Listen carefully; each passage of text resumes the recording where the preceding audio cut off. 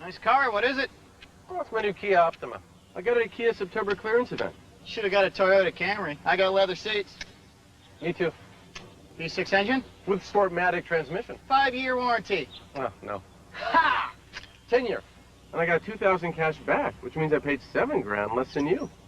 Get amazing deals on 2001 models during Kia's September clearance event. Hurry, event ends October 1st. Dual front seat mounted side airbags? Got it! Amazing Blue Star Ointment stops itching fast. Athlete's foot, jock itch, psoriasis, ringworm, scalp itch, stops corn and callus growth fast. Winter itch, dry cracked feet. The original. Ask for it.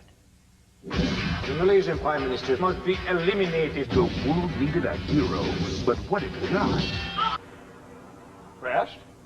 Jim, just a few moments ago, something believed to be a plane crashed into the South Tower of the World Trade Center. I just saw flames inside. You can see the smoke coming out of the tower. We have no idea of what it was. It was a tremendous boom just a few moments ago. You can hear around me emergency vehicles heading towards the scene. Now, this could have been an aircraft, or it could have been something internal. It appears to be something coming from the outside due to the nature of the opening on about the 100th floor of the South Tower of the World Trade Center. Police vehicles and fire vehicles are zipping by me here. We just have no idea.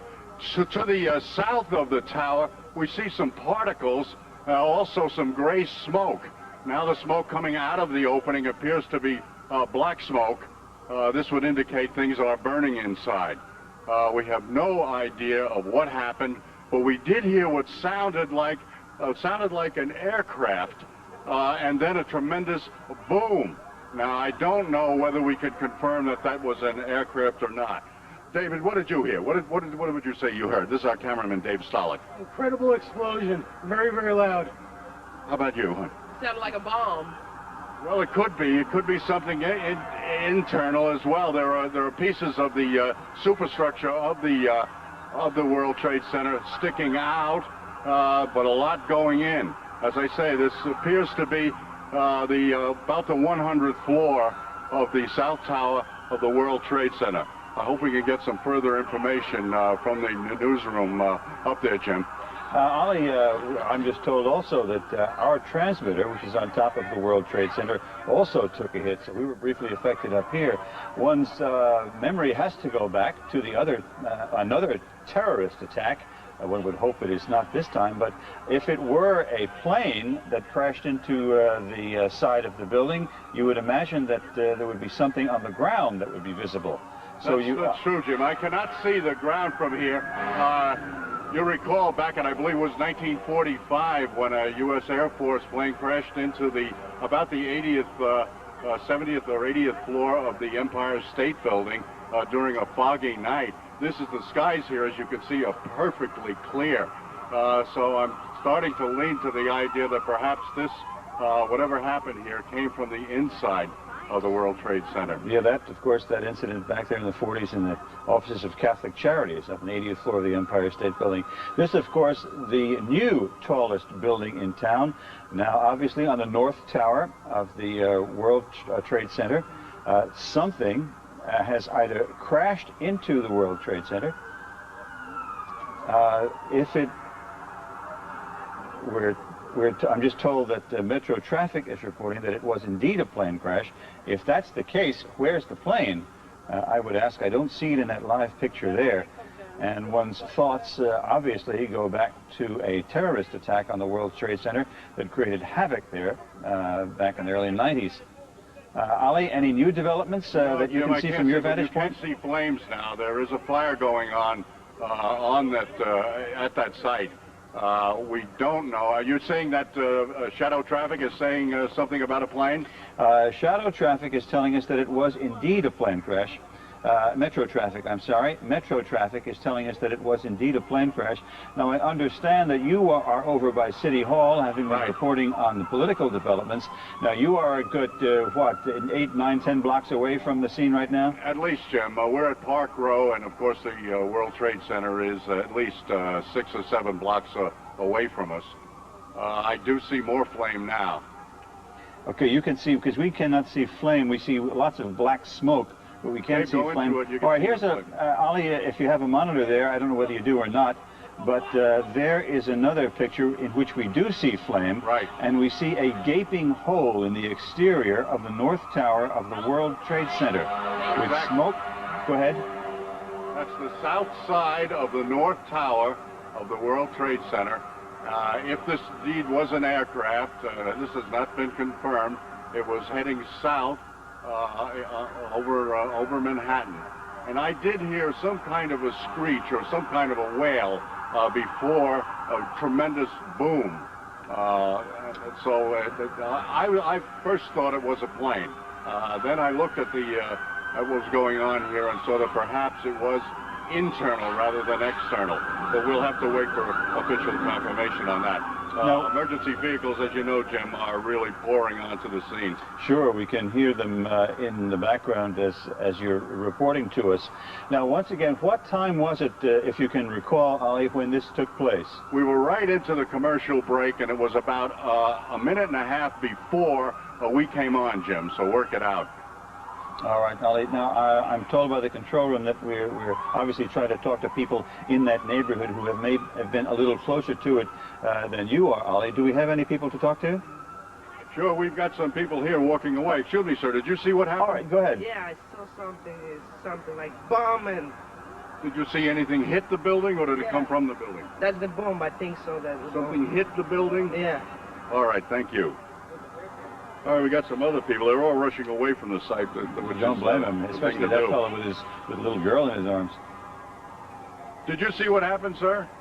Did you see what happened? What happened? Well, I was in the past train, and there was a huge explosion sound. Everyone came out. A large section of the building is blown out, around like the 80th floor. Was it hit by something, or was it something inside? It was inside. Because it looked out. Everything was coming out. All the windows were coming out, and all the papers were What is on the sidewalk? I didn't see anything. Was there any people hurt, do you know? I just ran, and everyone in the past train just ran. I don't know if anyone was hurt, but I assume they were because the windows were all blown out. All right, thank you. Ollie, you would have to assume a very, very terrible situation if that indeed is the case, because I'm sure there were people up there in that World Trade Center. Now, we have lost, again, our transmitter is on top of the World Trade Center, so we apparently have consequently lost contact with Dick Oliver, but we are on the phone with an eyewitness. Rosa, can you hear me? Is Rosa there? Hello? Rosa? Yes. This is Jim Ryan here in the studio. Hi. What is your last name, please? Cardona Rivera. Oh, Cardona. Rosa Cardona Rivera. Tell us what you saw and heard, if you would, please. Okay, I'm at 99 Hudson Street. I was standing outside, actually, at the side of the building smoking a cigarette. And I hear a plane, and I don't usually see planes in this area. Then all of a sudden I saw it go right into the World Trade Center, to the building. So you saw a plane crash into the side of the World Trade Center? Yes, sir. And I'm like on the 14th floor, so I was just like looking out, you know, because there's like a fire, something like fire staircase or something, you know, just like a little balcony. And I saw it go right into the building, and I was like, oh my God, you know. And it was a big plane. It wasn't, you know, a little plane. It was fairly big. How big, can you tell us? Give us an idea. I don't know. I would say it was like a plane that I board on to go, you know, well. So this wasn't just a small Piper Cub or something that had gone the wrong way. And of course, we would the weather, I take it, where you are is just about picture perfect. Picture perfect. Yes, it's very clear outside. So there would be the suspicion then that anybody who would drive a plane smack into the middle of the World Trade Center would have done it on purpose. It would seem that either that or they lost control, but I can't see something like that. I mean, it was like right into the building, so, you know, and it was coming low. You know, because if I were to see a plane that was going high, and all right, but this was coming low. It's very visible. Can you see the streets below the World Trade Center? No, I cannot, because I'm on Hudson Street. You're in Hudson? Yeah, I'm on Hudson Street in Franklin. So now you say you were out there grabbing a smoke when it happened? Right. What did the other people do when they heard the noise? Well, there was noise. I'm up on the 14th floor. Oh, you were on the 14th floor. Yeah, I see. So I'm not street. I was up on the 14th floor, and I was just like looking out, just watching the scenery, and when I saw the plane. All right, Rosa, thank you very much. Talking with eyewitness Rosa Cardona Rivera on the 14th floor of a building very close to the World Trade Center in Lower Manhattan. And once again, Dick Oliver was on the scene down at City Hall reporting to us. However, our transmitter is located on top of the World Trade Center building, so that apparently caused our picture from that remote to just go out on us. But once again, yes? I was just saying, I can imagine what the people there must be going through, given what happened there a decade ago. Mm-hmm. Yes, Dave? Well, a couple of things. Number one, if it indeed was a plane, the FAA or the control towers at one of the three major airports should have record of what's in the area. Sometimes they do vector planes around the southern tip of Manhattan. We might want to get a hold of Nick Gregory, who's a certified pilot and, again, flies through the area pretty regularly. Number two, even though planes typically are not that close to these buildings, with the possibility of anything from engine failure to hydraulic failure, you lose control of your ability to control aircraft. You can see right now probably police helicopters hovering right around the towers. But again, wind speeds at this point, not tremendous at all. Flying conditions near perfect. And of course, they would have to, under ordinary circumstances, have filed some sort of a flight plan. If it were a plane that, and it apparently, according to the lady we spoke to, eyewitness just a few moments ago, she did see a plane go in there. Now, I'm told that it may be a twin-engine plane that simply smashed. It looks like it went head-on, smack into the World Trade Center building. One could only expect, given the weather conditions, given looking at that picture live right there, that it went smack inside the World Trade Center.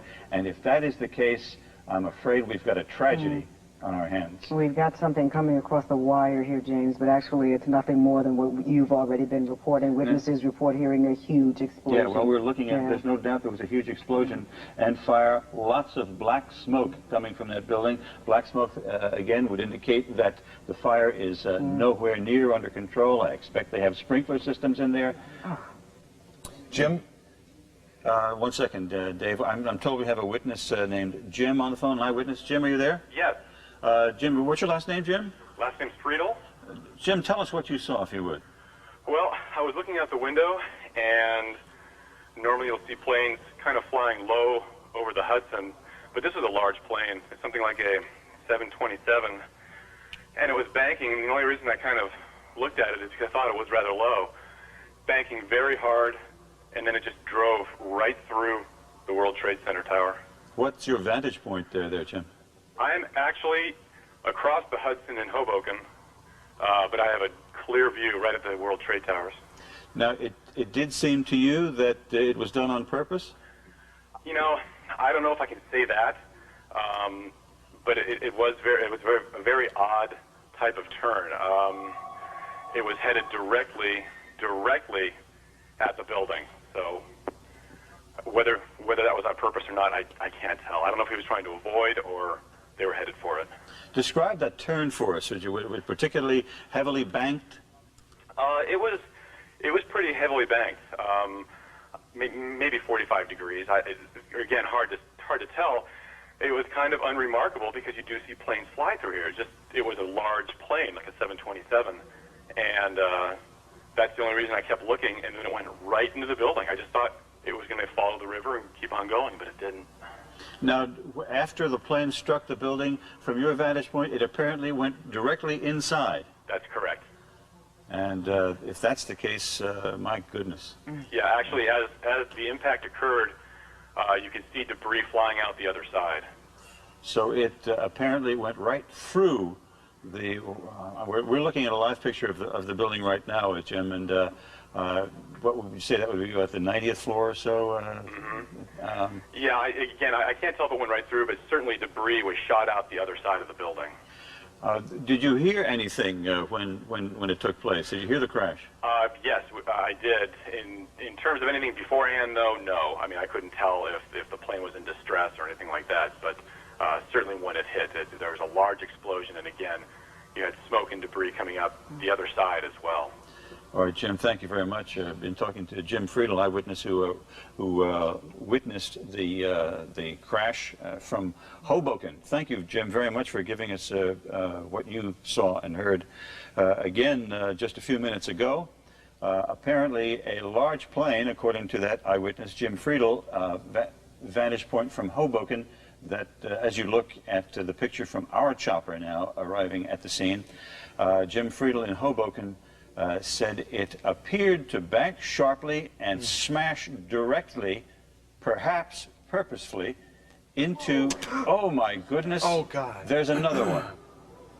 Oh my goodness, there's another one. This seems to be on purpose. Oh my goodness, now it's obvious, I think, that there's a second plane just crashed into the World Trade Center. I think we have a terrorist act of proportions that we cannot begin to imagine at this juncture. oh my God. My goodness. A second plane now has crashed into the other tower of the World Trade Center. Obviously, suicide, terrorist attack on the World Trade Center. What we have been fearing. Chopper 5. Anybody on? What we have been fearing for the longest time here apparently has come to pass. A disastrous terrorist attack on the World Trade Center. Both towers, planes smashing into each one. I understand we've reestablished contact with Dick Oliver. Dick is on the phone. Yeah, Dick. Jim, yes, just moments ago, as you know, another vehicle, some kind of an aircraft, crashed into the World Trade Center. This is no accident. This is no bomb from inside. This is, as you put it, a terrorist attack. There's no two ways about it. Dick, what vantage point are you at now? We're still at Park Row. People are streaming down, heading away from the World Trade Center. Having heard the second blast, people are running, some of them running now. Emergency vehicles still heading towards the World Trade Center. Now, thick black smoke. I don't know if you've got a picture. We're trying to take some pictures here for you. Black smoke coming out of the second explosion. The first explosion seems to have calmed down somewhat. Oh, my goodness. Yes, there's gray smoke coming out of it, meaning that the water is being put on it. People continue to stream past us here on Park Row, as well as emergency vehicles. An ambulance, a fire vehicle, and a police vehicle. My goodness, Sally, if I can only begin to imagine the carnage that has taken place. We see an ember falling from the top of the floor of the Empire State Building. It's tough to look at, but let's look at it once again. After a plane crashed into the side of the World Trade Center, then another one, as our cameras were focused on the building, crashed into the other tower. Jim, is now a very serious fire on the south tower of the World Trade Center. This is about, I would estimate, about the 60th or perhaps the 70th floor of the tower, right on the corner, the northeast corner of the south tower, flames shooting out of the building. We have absolutely no reports of who was in there, but you've got to believe that being around the 9 o'clock hour that people were just sitting down for a day's work in those buildings. Jim, I was just thinking that if I'm not mistaken, remember several years ago, Mayor Giuliani moved the emergency management office to one of the higher, to the 30th floor or around that area of one of the towers of the World Trade Center, and that's indeed the brain of all the emergency management activity. And now, I believe, though, that's in one of the other towers. Ollie, can you talk to that? Ollie, can you hear me? I hear you, Jim. Dave brought up the point that the mayor's emergency management office, the so-called bunker, is in one of the towers of the World Trade Center, but I don't believe it's one of the two top ones. No, it's not. It's about the 30th floor. It is not up there. And by the way, for those who are wondering about the structure itself, both towers appear to be structurally sound. They're not only small pieces of debris circulating in the air around where the explosions occurred. The buildings themselves seem to be intact as far as their is concerned, there have been talk over the years about the threat of terrorism making the buildings fall down onto the streets. But I can reassure everybody that they seem to be holding up fairly well while efforts are going forward to fight the fires and whatever happened in those two towers. Now we can see smoke emanating from many of the floors of the two towers. We see to the left of your picture there, smoke coming out of the floors above where the plane crashed into. I believe that's the north tower that we're looking at there. Thousands of people gathered where I am here at City Hall Park, in front of City Hall, just watching what's going on. It's very difficult they come by and they say, what happened, what happened? And you just got to say something hit the building and then something hit both buildings. Well, we saw clearly, we didn't see the first one, but we saw clearly that a plane deliberately crashed into one of the upper floors of the World Trade Center. That was the second plane. So two planes crashed into the upper floors of each of the World Trade Center towers. And I understand now that Port Authority headquarters are in one of those buildings somewhere near that location. Jim, I don't know whether we've confirmed that this was an aircraft, or to be more specific, some people said they thought they saw a missile. I don't know how people could differentiate, but we might keep open the possibility that this was a missile attack on these buildings. Ali, I must say that we have an eyewitness who said it was a large plane that crashed first. And then as we were watching the live picture here in the studio, we saw a plane crash into the other tower of the World Trade Center. And again, let's just to be sure, there it is. There it is. The plane went right through the other tower of the World Trade Center. That is a very hard thing to watch. And clearly untold carnage must be the result of those suicide terrorist activities. That was a large commercial jet. The gentleman, Jim Friedel, the gentleman from Hoboken who was watching, said the first one looked to him like a 727. Well, look at the wingspan, the swath it cut through the towers. Yeah. Yeah, lots of speculation, no doubt. And for years we have been talking about security from terrorists here in this major city. It makes you wonder how, if it indeed were two planes, we did see one, how did they manage to get into the area and to you just wonder, hit the plane like that? These are all the hit things that are buildings. going to have to be answered. How could two large planes just that quickly get out of control from our local? Presumably commercial aircraft. And now we can't speak to the first one, but that second aircraft that went through looked like a large twin-engine or three-engine jet. Those are simply not around for private aviation. Yeah, that's not your Piper Cub. No, it is not. That's obviously designed to do considerable damage to those buildings on this day when we're holding a primary election in New York City. Now, I would imagine... Ollie? Jim, what you're saying could be a drone aircraft. That's an aircraft that's guided electronically to its target without having a pilot. Now, that is a possibility as well. In the meantime, I can tell you that flames are shooting out of both towers now. The heaviest being on the south tower, the northeast corner of the south tower of the World Trade Center, but there's a considerable blaze going on the north tower as well.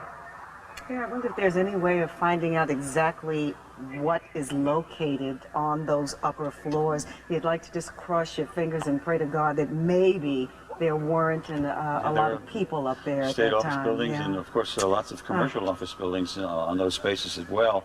I know during the last terrorist attack on the World Trade Center, My son was in the building, and he told stories of groping down through the staircases for some 50 floors before he, thank God, got out safely. In fact, the governor has an office in the World Trade Center as well. There is one thing. After the bombing of the World Trade Center in the 90s, I do know that there were major efforts to have disaster drills, to have a preparedness plan in the event of an awful tragedy like this. But one has to wonder how, with two gigantic skyscrapers burning, the fire department and emergency services can handle both in that confined space without a tremendous no matter how much you set in place, how much you try to prepare for, until it actually happens, it's just not the same thing.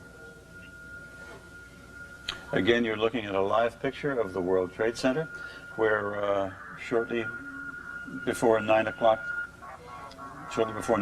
this morning, and then shortly after 9 o'clock, planes apparently deliberately crashed into the buildings. Alani DeVito, are you there? Alani DeVito, are you there? I understand we have another eyewitness to this catastrophe. Lonnie DeVito, are you there? Apparently we lost Lonnie, but again... This may be confusing to some people, because in a sense it is a little confusing to me. We every now and then see what looks like, I don't know if it's the bottom of a chopper that is swinging back and forth. That would be our... That is ours. That would be the rudders from our chopper every once in a while. Hey, Jim. Lonnie DeVito, are you there? I am here. Can you hear me? Yes, I can, Lonnie. Thank you. This is Jim Ryan in the studio. Can you tell us what you heard and saw when the blast took place? Right now, I was actually talking to my brother on the phone about what happened. I was on my roof and I saw something from where I am. I really can't see what it is. I saw something go into the other building, because from where I am, I can see the World Trade Center. I run downstairs and I see on the news that it looks like another fighter jet is what it looks like. And from my house, I can see all the smoke that's into Diker Heights. I can see all of that. It's ridiculous. I can't believe all of this is happening, honestly. You say you're in Diker Heights, yes. Lonnie? Yes. Okay. And could you hear the blast from where you were? No, I couldn't hear the blast, but I saw something, and it didn't look pretty. Exactly how I can't explain it in any other way. I'm in shock right now. All right, Lonnie. Thank you very much. Appreciate it. So obviously visible but not audible from way out in Diker Heights. Hey, Jim? Yes, Ollie.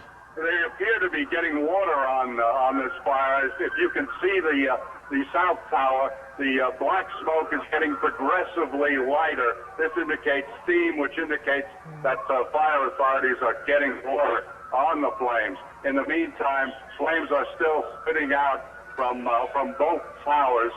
Now, while the whatever hit the building crashed on the north side of the North Tower, we see flames coming out of the east side, facing Queens and Brooklyn, if you will.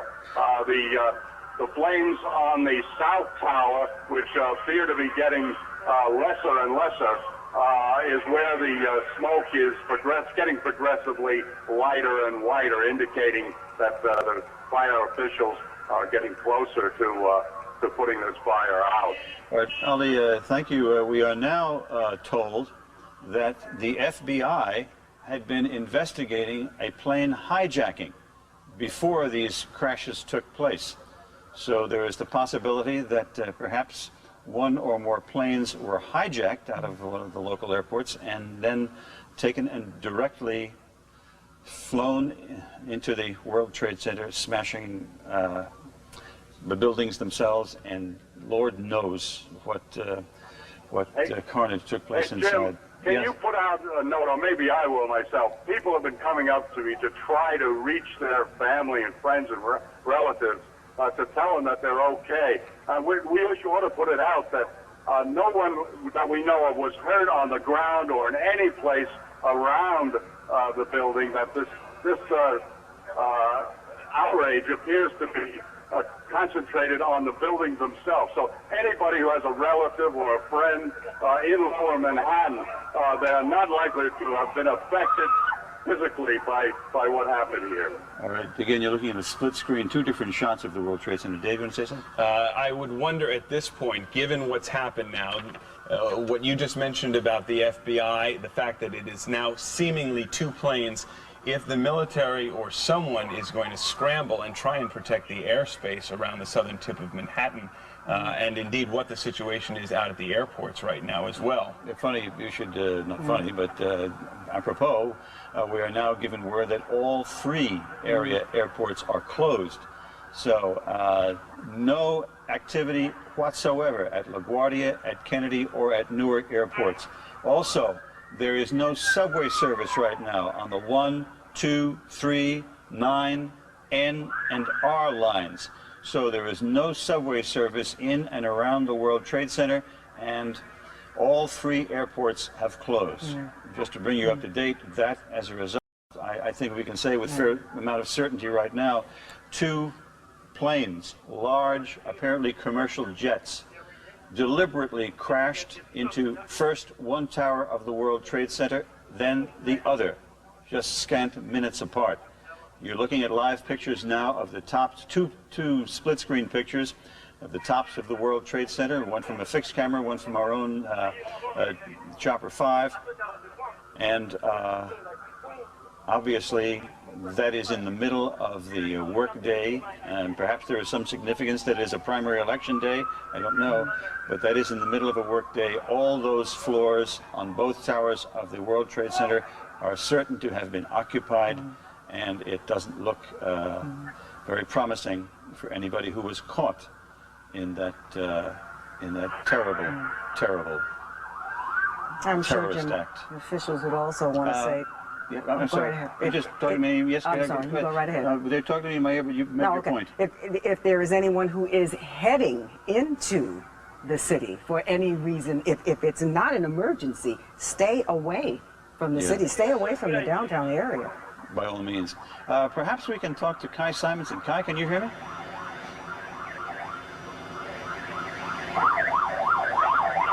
All right, that's a live picture from Kai Simonson. I'll try once again. We've had communications difficulties, I'll say once again, because our part of our communications setup is on the top of that World Trade Center building, and that was knocked out shortly after the first plane crashed into the first building. But Kai, can you hear me at all? Obviously, Kai having some communications problems. Here. Yes, Ollie? I must tell you that small pieces, well, they look small from here, but they're probably much larger than I believe, are falling from the scene of the site of the two.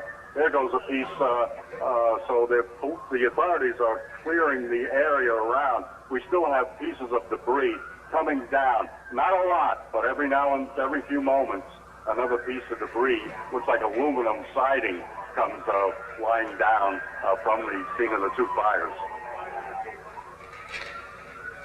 Boy, again, the tower on the right of your screen seems to be fire seems to be dying down a little bit, but the fire to the left of your screen still heavy, thick black smoke spewing out. We're just told now, we received words that the Lincoln Tunnel and the Holland Tunnel are both closed. So, just as an aftermath of this terrorist act, terrible terrorist act, the ones I suppose we feared for the longest time, there is no service in or out of any of the airports. The Lincoln and the Holland tunnels are both closed. There is no subway service at all through downtown Manhattan. The 1, 2, 3, 9, N, R, any plane that goes near, any train rather, that goes near the World Trade Center has been discontinued. That as a result of what you see right there. Planes, two of them, one just minutes apart, one into one tower of the World Trade Center, the other into the other tower, causing devastation on the top floors of those buildings. It wouldn't surprise me, Jim, even though right now we just have a tentative shutdown of the subway system, if indeed the mayor or authorities shut down transit just given the fact that there may be threats or a potential problem securing all of the major thoroughfares and tunnels throughout the city, simply out of precaution. I would imagine that they might consider doing that over the next short term. If there were two, there may be more. And you couldn't be too careful at this point.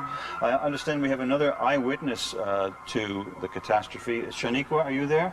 Yes. Shaniqua, can you tell me what you saw and heard, please? Okay, my grandmother's friend, she came upstairs and told us that they was bombing the Twin Towers.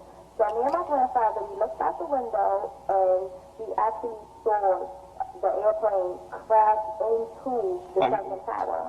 Vivikra, could you do me a favor, please? Could you turn your television, set the sound down? Okay. Maybe we're having trouble hearing you. Perhaps that's the cause. Is that good enough? Tell us again, if you would. I'm not sure we quite hear you well enough. Okay, my grandmother's friend, she came upstairs and she was telling us how they was bombing the tower. So me and my grandfather, we started to look out the window and we actually saw the second plane crash into the second tower. We thought it was the airplane, but we not, you know, because we wasn't too actually sure what type of airplane it was, but we know it was the airplane. And we heard the explosion and saw the fire.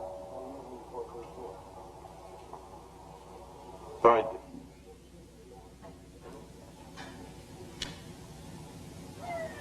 All right, we're having trouble communicating with Vivikra Cohen, an eyewitness, but again, FBI in Washington is reporting that they have had reports of planes hijacked before the crashes took place.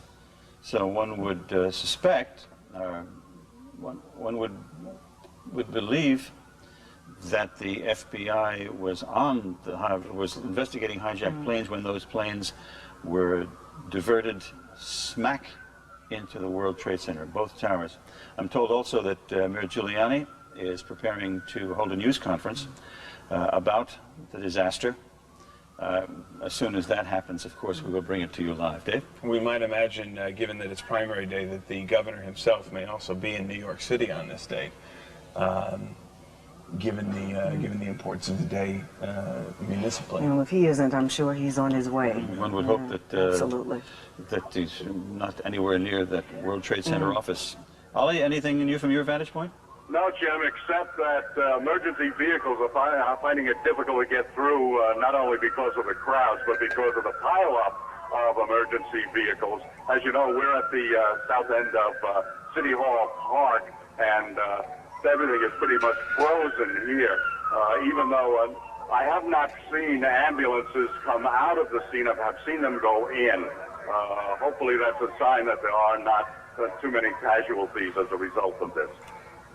Thank you, Ollie. Jim, do we have word, have they evacuated other landmark buildings like the Empire State Building, the Statue of Liberty, etc.? Do we know? We have no word on that yet. It just gives you such a horrible feeling that the city is under siege, which may not be true. This is enough with the World Trade Center, but it gives you such a helpless feeling. Oh, yeah, there's not much you can do at this point.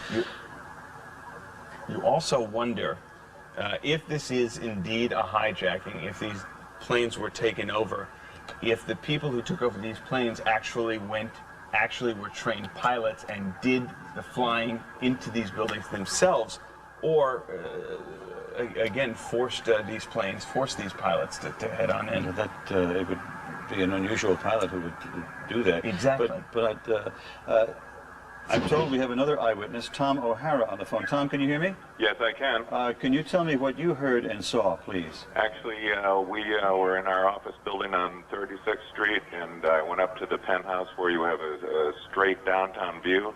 We saw the northwest tower on fire, and we saw either a slow-moving airplane go down, wrap around the tower, and then slam into the south tower in a ball of flames. And could from 36th Street, could you hear what was going on? I couldn't hear, but we have a straight-on shot completely downtown of all of the goings-on the two buildings. All right, Tom, thank you very much. You're welcome. So from 36th Street, looking across the tops of buildings, you can see it very clearly. We're told now that, in response to your point, Dave, that the city has shut down every place in and out of Manhattan. All the bridges, all the tunnels are closed. And again, all 3 airports are closed. So as a result of this, this double-barreled terrorist attack on the World Trade Center, the city has shut down the Holland Tunnel, the Lincoln Tunnel, the George Washington Bridge. Every way in and out of Manhattan is closed. And I presume that would be from, I'm sorry, and the East River crossings as well. We are also told that the phone service in the building, we are having a problem with the phone service. The phones don't work. Joey was saying the cell phones, you can't get out on the cell phones, as well. Yes. This would be a good time to say, by the way, for those who are using the emergency services number 911 to somehow call and check on relatives or friends, this is the time, most importantly, when that line needs to be kept open for the true emergencies which are taking place in other parts of the city and indeed down on the southern tip of Manhattan at this hour. Good thought. Again, all this as a consequence of what you see right there. Recapping for you, shortly before 9 o'clock and then shortly before after 9 o'clock, a plane apparently deliberately crashed into the upper floors of first one tower of the World Trade Center, then, as we were watching in horror, another tower of the World Trade Center. There you see the aftermath. And we have reports right now that the President of the United States, of course this terrorist act not directed on us specifically here in New York City, but at the country. We are told that the President of the United States is preparing to go before the nation and comment on this disaster. You look the right side of your screen, the first tower of the World Trade Center seems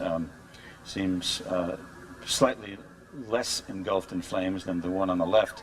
That because that smoke seems to be much darker, indicating that the fire would be much more active. And I'm told that we have another eyewitness, Dan Lee. Are you there? Yeah. Dan, can you tell me what you heard and saw?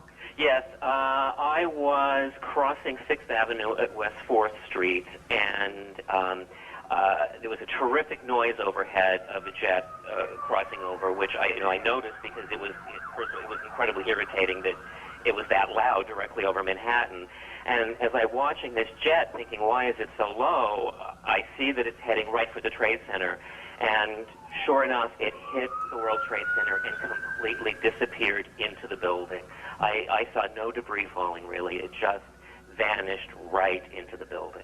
Were there many people around you when it happened, Dan? There were several people in the crosswalk at 6th Avenue and West 4th, yes. What was their reaction? We all just froze and stood in the middle of the street in disbelief watching, and traffic stopped because we were in the way. And we just stood there for quite some time in complete disbelief of what we had just seen.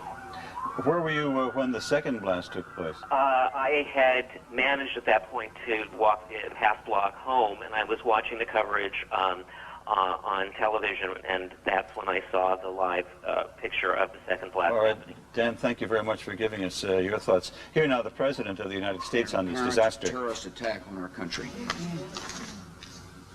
I have spoken to the Vice President, to the Governor of New York, to the Director of the FBI, and have ordered that the full resources of the federal government go to help the victims and their families, and to conduct a full-scale investigation to hunt down and to find those folks who committed this act. Terrorism against our nation will not stand. And now, if you join me in a moment of silence.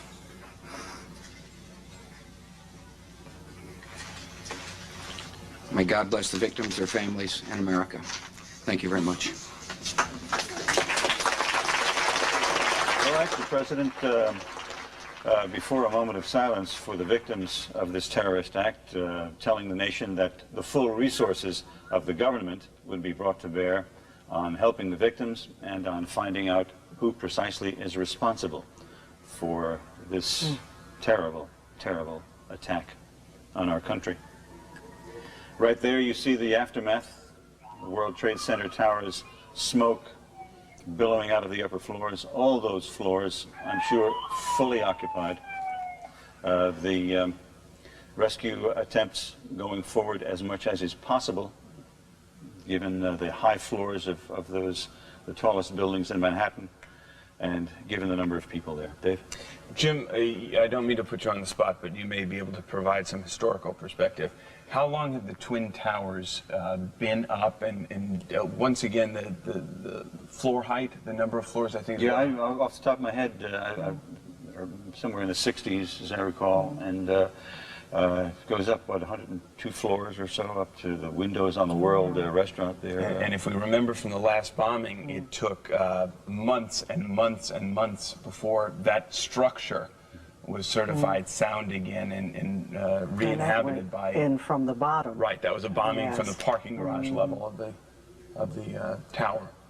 That is something that, it's hard to watch this, but it's more bearable because I remember that particular bombing, and I was on the air all morning and all afternoon with that one, is that you saw the people that were being brought out on stretchers. You actually saw bodies and victims. And this, we're not seeing that yet, and we're hoping and praying that there are very, very few injuries.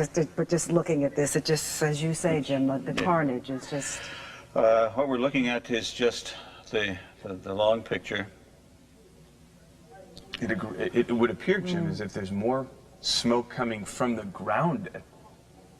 And we used to have another, yes, things have fallen to the ground and are burning.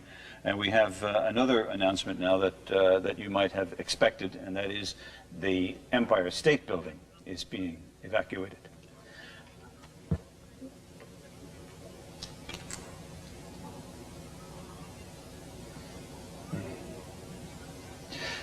You're making the point, Lynn, that we are only seeing the long picture, if you will.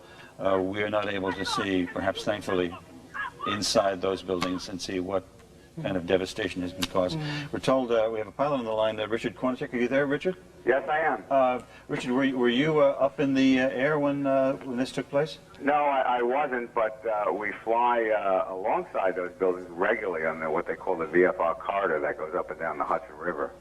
And did you see the attacks this morning? Yes, I did. What was your vantage point, and what did you hear and see, if you would? Well, it appears that to fly an airplane right next to the Empire State Building or the World Trade Center, it's perfectly legal. You can do it under what they call VFR rules. And where those airliners apparently came from, it's really hard to say. And they may not have even been talking to the controllers. It's possible that they were hijacked either, quite a distance away, or no one knows where they actually came from. But the ability to fly right next to the World Trade Center has always been available to any pilot who wanted to exercise that privilege. Excuse me, I just happen to live on the west side, and there's a regular route into LaGuardia that comes right up the Hudson River and then sort of banks right into LaGuardia. So it would not be unusual then to see planes flying near the World Trade Center, and as you say, Richard, it's not unusual. But these pilots must not have had any contact with the traffic control people or the FAA at all. Is that true? Apparently not, because we've heard nothing contact with them. The airliners that come into LaGuardia, when they're over the and that higher corridor, they're at maybe 2,000, 2,500 feet. But you are also allowed to go down below 1,000 feet along that corridor. And one of the things they may have done is shut off on the airplanes. They have what they call transponders, which allow the controllers to identify particularly the aircraft. And they may have shut them off so the controllers could not actually see the airplane very well. I see. They would only have what they call a primary target, where it would be very difficult to track them. They'd have to go back and look at their tapes to see exactly where they came from. Richard, this is Lynn Brown sitting here with Jim Ryan. You are saying that you are allowed to fly a plane that close to these buildings? Yes. Any particular type of plane? I mean, is a plane that big flying next to this type of building, wouldn't that seem a little out of the ordinary? That would be unusual because the airliners are all required to be on IFR flight plans, and they would not normally be allowed to fly that low. However, it doesn't mean that someone could, that would be absolutely unusual for a plane to, large planes to fly up and down the Hudson. But airliners routinely do not do that. Richard, would you just stand by 1 second, please? I just want to tell the folks one thing, and that is the city fire department has now issued a request to all the members of the department, all firefighters, whether you're on your day off or whether you're on vacation. They're asking that you return to duty, that you go to your firehouse and report for duty. So the city is asking all firefighters, whether you're on vacation or whether you're on your day off or whatever, to return to your firehouse and report for duty. I'm sorry, Richard, are you still there? Yeah. Dave's got a question for you. Richard, can you do me a favor and take us through exactly what happens as a plane takes off and circulates around that area? What contact they would typically have with the FAA or the tower at LaGuardia, Kennedy, or Newark? And exactly what would appear on a radar screen to those tracking aircraft in the area? Let's say if you were taking off in a relatively small plane, say a twin-engine plane or a private aircraft, and you were coming in from the south, which apparently these came from. If they have specific areas, if you're coming in, let's say you were 20 miles out, there's no requirement that you be in radar contact with anyone or radio. Now, Richard, I'm going to jump in. What if it were a larger aircraft? Because at least on that second hit to us, it appeared as if that was at least a twin-engine jet. What if you're a commercial aircraft? Even a commercial aircraft is not required to always be on an instrument flight plan. They could take off what they call VFR flight rules, come up the New Jersey coast, and when they got within, say, 10 miles of New York City, they'd have to drop down below 1,600 feet. And VFR, they'd have to then drop down when they got to the Verrazano Bridge. They'd have to be below 1,100 feet. My question is this. Would folks who are manning a tower, would personnel at the airports early on, or relatively early on, spot something alarming, that something that big was below a certain altitude or near one of these skyscrapers? No, they wouldn't. If they came up from the south and they came up below those altitudes, even if they had their altitude reporting on, since they're below the level of where they control the airplanes, they wouldn't pay it any attention. They wouldn't have to, and normally it's not done. And realize that this is an extraordinary circumstance where apparently these planes appear to have been hijacked in some way or taken the control over them, and it basically must have been a suicide mission. Most of these aircraft accidents, when you look at them, most pilots can tell what really happened very quickly, even though the reports take a long time to come out. But the controllers, let's say the controllers that are actually controlling the airliners. Richard, I'm sorry, I have to interrupt you. I apologize to you, Richard, but we have another development. Thank you very much for your assistance. I appreciate it. Dick Oliver? Yes, Jim. Can you hear me? Yes, I can. Go ahead. Jim, I can tell you now that the police for the last several minutes have been evacuating all of lower Manhattan. I'm standing at the foot of City Hall Park, and as I see people being screaming out of the lower Manhattan area, I'm looking down Broadway, and they're encouraged, move, please, please move. And they're moving them north towards the up Broadway and towards the Brooklyn Bridge. So virtually all of lower Manhattan is being evacuated at this time. All people except for emergency personnel are being asked to leave the area. Oliver, that may tie in with another, I must emphasize, unconfirmed report that we have, that there is yet another plane on its way. So, Lord knows we hope that is not the case, but we do have an unconfirmed report that another plane might be on its way. We have an eyewitness from our own staff. Hey, kid, how you doing? Hi, Jim. I was in my apartment. I live on the 36th floor at 59th Street in Columbus, and I have a clear view of downtown, and I can see the towers. And I was in my living room, I was getting dressed to rush in here, and I saw one tower, it had all the smoke. And then I saw another plane that was really close, and it went behind, and you can see it doing a turn. It was turning its wings, and it went around, and then I saw it go into the other tower, and I saw a big pool of flames just come out, and there was a big explosion. I didn't hear anything, so I'm at 59th Street, but you could see it, and there were flames, and there was so much smoke, and you can see that it was an entire different building. But I saw it, it was a different plane. So two different planes? Absolutely. Now, when you left your building, you went downstairs to come in here. What kind of a reaction did you encounter on the streets? Were people aware of it? Were people frightened by it? Absolutely, people are aware of it. I mean, just walking here, I was hearing people saying, it was one plane, it was two plane, and everyone was hearing sirens. And people, I know people were trying to use their cell phones. No one could get a cell out. And my taxi driver was talking about it. And he had the radio up, and when we would stop, he would put his window down and tell the other guy. So everybody knows about it, I think, at this point, and they're talking about it. Dave, we just got word that from the Associated Press that it's pretty sure now that one of those planes, the first one to hit, was hijacked after takeoff from Boston. So that word we have just in.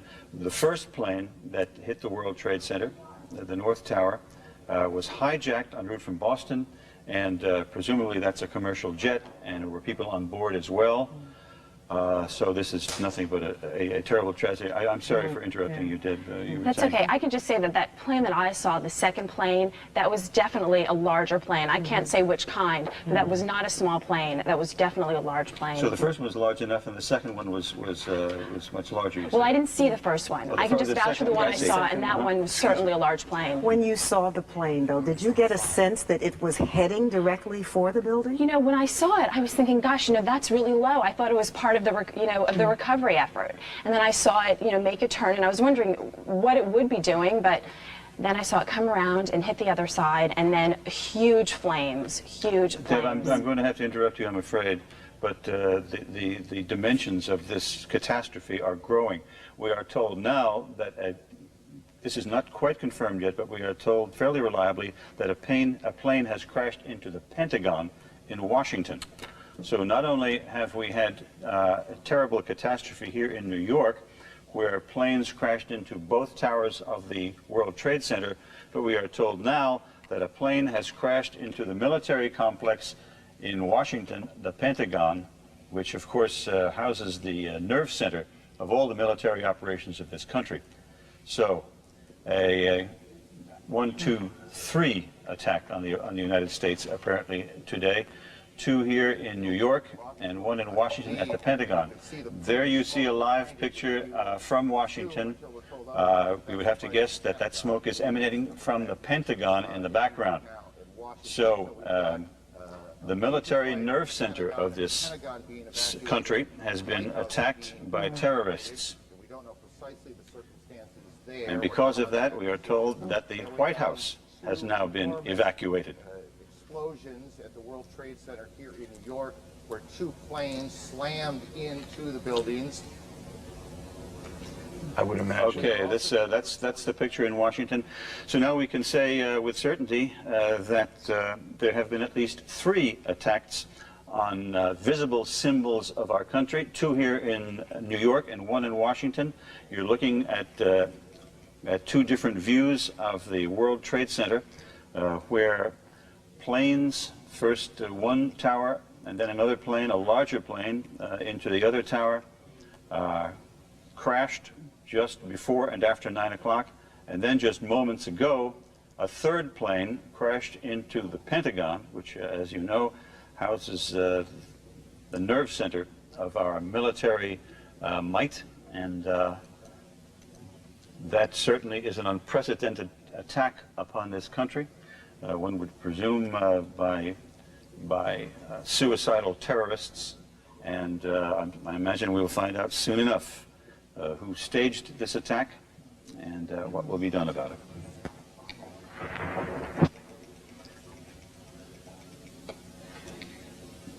We're getting something on the wire also about the stock exchange, which planned to open this morning at 10. is delaying a half an hour, so we've got developments all over the place. And I don't know about your computers now. I'm starting to have a problem with my computer. It is just randomly jumping from one story to the other. Given going forward, there are, I think, stories are incoming on a very rapid basis. So that would be the. Given what we're seeing at this point, I would imagine major buildings in major cities, from the Sears Tower in Chicago to other symbols, as you mentioned, Jim, in Washington and Boston, I would imagine are all going to be on high alert, if not evacuated in Washington. The West Wing of the White House and the Capitol building have both been evacuated. Okay, so in Washington, just to recap now, on this terrible, terrible day, here in New York, you happen to be looking at a picture in Washington, so we'll start with that. That's in Washington, a plane has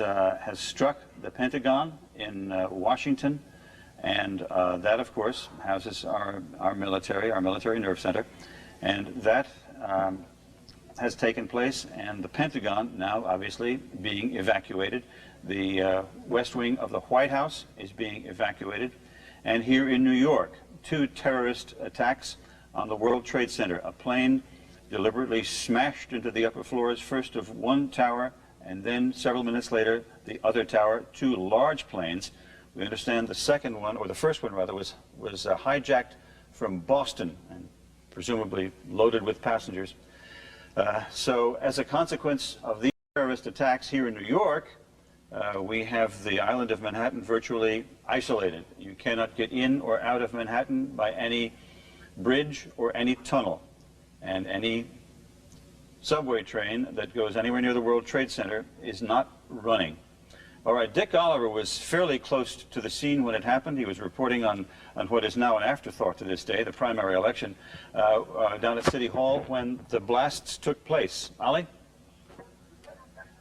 I don't know if Ollie is, again, our part of our television operation is on top of the World Trade Center, so we lost the picture. Yes, you're coming to us by phone. Ollie? Yeah, Jim, I hear you now. I'm down by the Brooklyn Bridge now, where people are streaming over the bridge, heading towards Brooklyn, obviously. The police are encouraging people to get out of lower Manhattan. So that's going on now. There are some cars being permitted to clear away to allow more and more pedestrians to get over the Brooklyn Bridge. Is there any vehicular traffic on the bridge, Ollie? There's just a little bit coming off on the side ramps. The south ramp has some traffic on it, but that's going very, very slowly. The pedestrians have taken over the entire bridge, almost the entire bridge. Now, as far as the first blast is concerned, I did hear some kind of a scream. Just a split second before that tremendous blast. And I did not know it was an aircraft. I did not know what it was. But you were able to confirm what happened with the second explosion in the second tower. Ollie, let me just interrupt you for a second, if I may. We are told now that the White House has been threatened with a terrorist attack. Maybe some sort of a verbal threat, I don't know, but one would assume that the White House, given the fact that the Pentagon was under attack and the World Trade Center was under attack, this country is under attack by terrorists, both here in New York and in Washington. And just moments ago, the President of the United States went in before the nation to make this announcement. It just...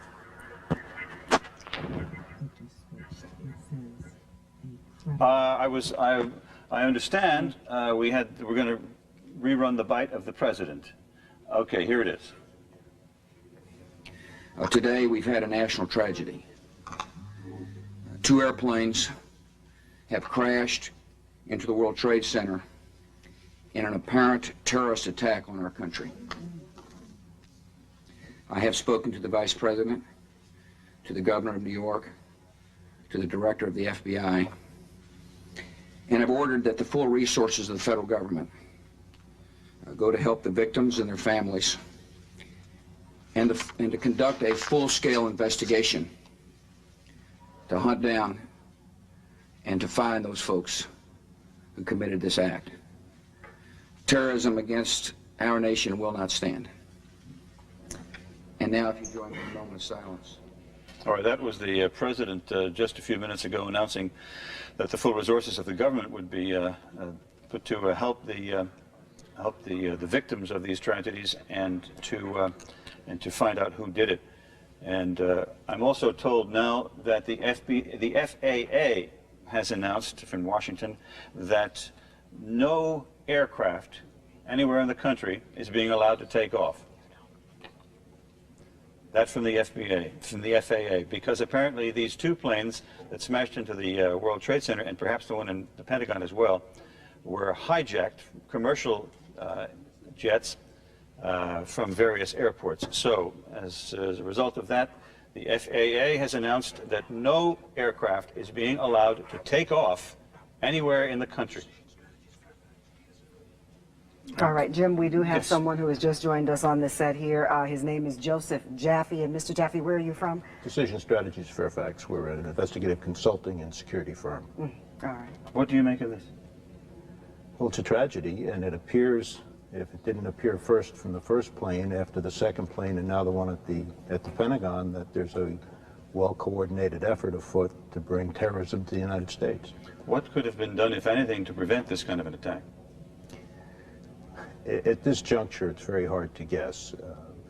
We have a country that's wide open. We have borders that are wide open. We have freedoms that are wide open. And over the past 25 and 30 years, some of us have been following terrorism for at least that long.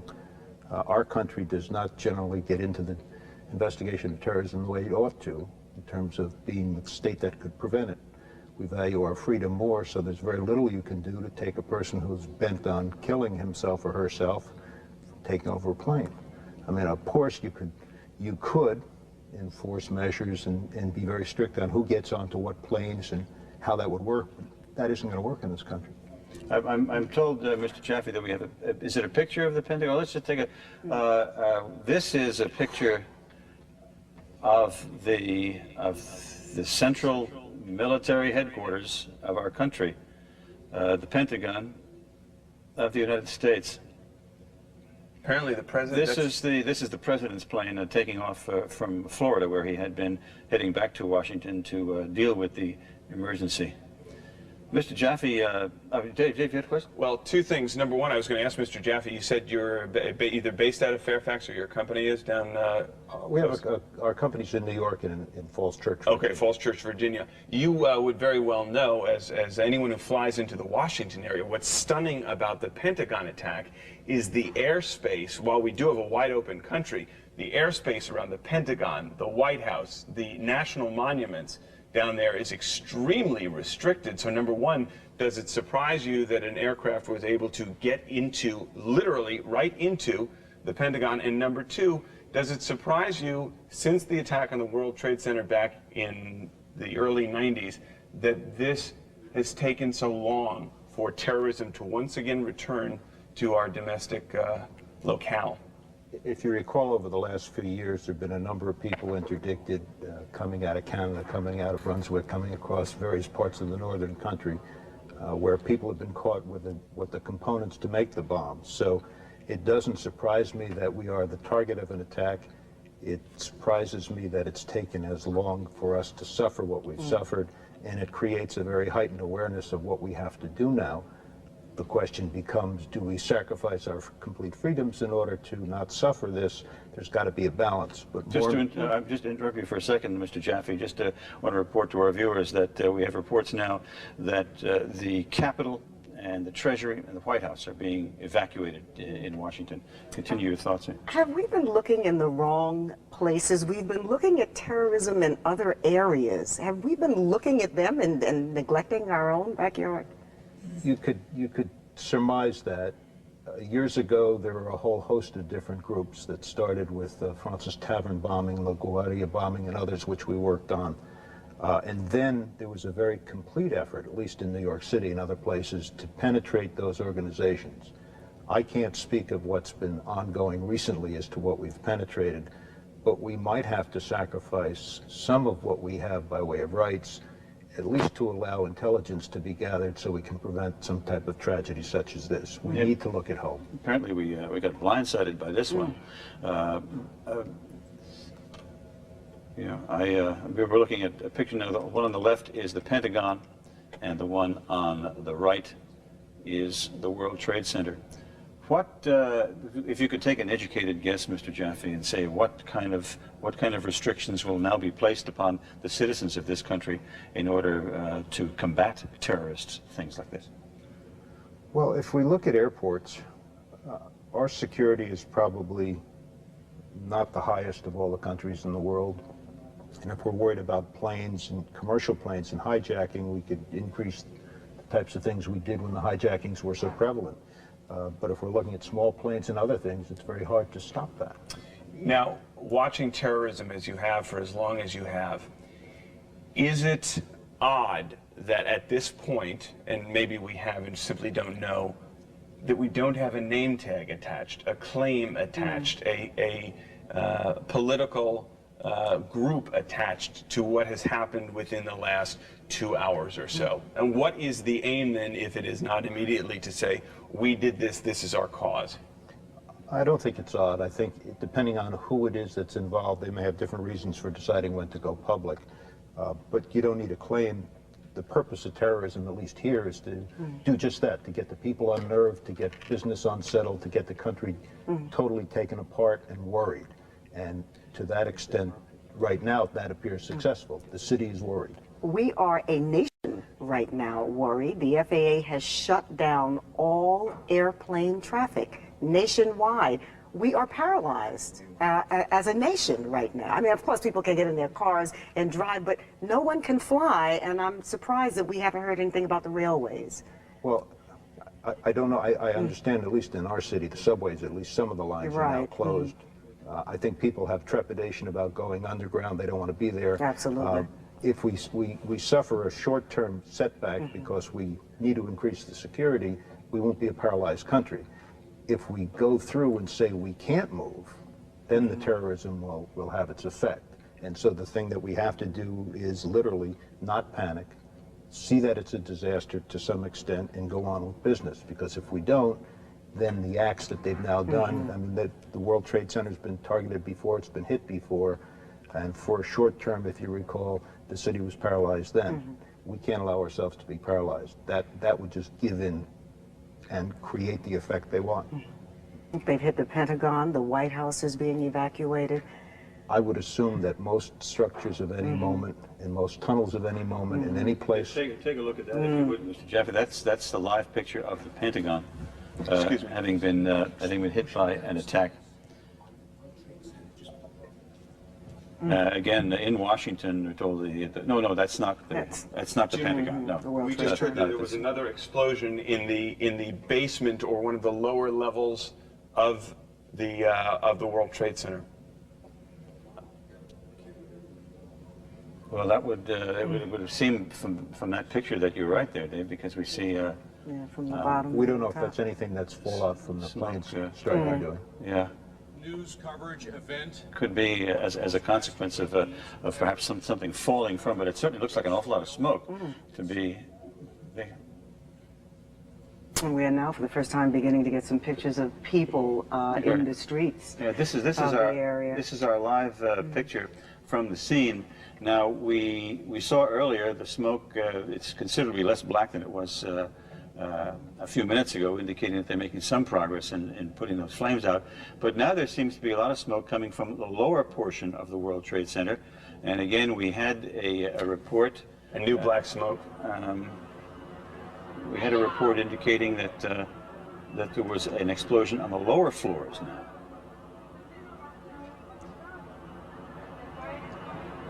We were talking. Perhaps we can't communicate with Dick Oliver. He is down somewhere in that area, but the only audio contact we have with him is by cell telephone, and we're having problems with those as well. So there's a live picture. All right, Brandy, are you on the phone? I am, sir. Brandy, where are you now? I am in Clinton Hill, Brooklyn. I live on the 15th floor. Yeah. I have a terrace that faces the World Trade Center. Yeah. If I am home and all of the lights are on, if one floor turns out all of their lights, I can see that one floor turn out. I can see everything. I was in my bed this morning. My whole building shook. I got up, looked to see what was going on. Everything was up in flames. 10 minutes later, not literally, the other plane, I swear to you, deliberately went into the next World Trade Center building. Deliberately. It was no mistake about it. It deliberately went in there. I have a clear view of everything. Just 2 seconds ago, half of the building just fell out. There's nothing but white smoke. I can no longer see the World Trade Center now. It's all up in smoke. The smoke is on my terrace. That's how close I am. My mom is coughing because the smoke is on my terrace. And you're across the bay in Brooklyn. I'm across the bay in Brooklyn. I can see everything. We're in Clinton Hill, Brooklyn. This is the scariest thing I've ever seen in my entire life. It was like television. Now, when you said it seemed as if the side had fallen off the building. The side of the building has fallen out. It seemed like there was another explosion. I heard something go boom, and everything just like fell out. Is that a third explosion now? I don't know if it was the third explosion or was it from the fire. The fire. Now you saw you heard the first explosion, and you saw the second plane go in. I saw the second plane go in, and it was actual deliberate. There is no way as a pilot that you would not fall around that smoke. Brandy, after you saw that second plane hit deliberately, as you say, the side of the World Trade Center, then you heard a third explosion? Then I heard, not necessarily a third explosion, just 10 minutes ago, like a whole side of the building just fell out. I see. And I could hear like the rumble, the crash of all the windows coming down. So that could indicate some sort of a weakness, the Right. structure of the building weakened. I can't even see the World Trade Center building. It's too much covered with smoke. Too much covered with smoke. I see. Well, I mean, the smoke is coming on my terrace. That's how much smoke it is. I see, Brandy. Thank you very much. I'm sure it was a harrowing experience for you, so thank you for sharing your experiences with us. I appreciate it. Mr. Jaffe, again, we're talking, your firm again is? Decision Strategies, Fairfax.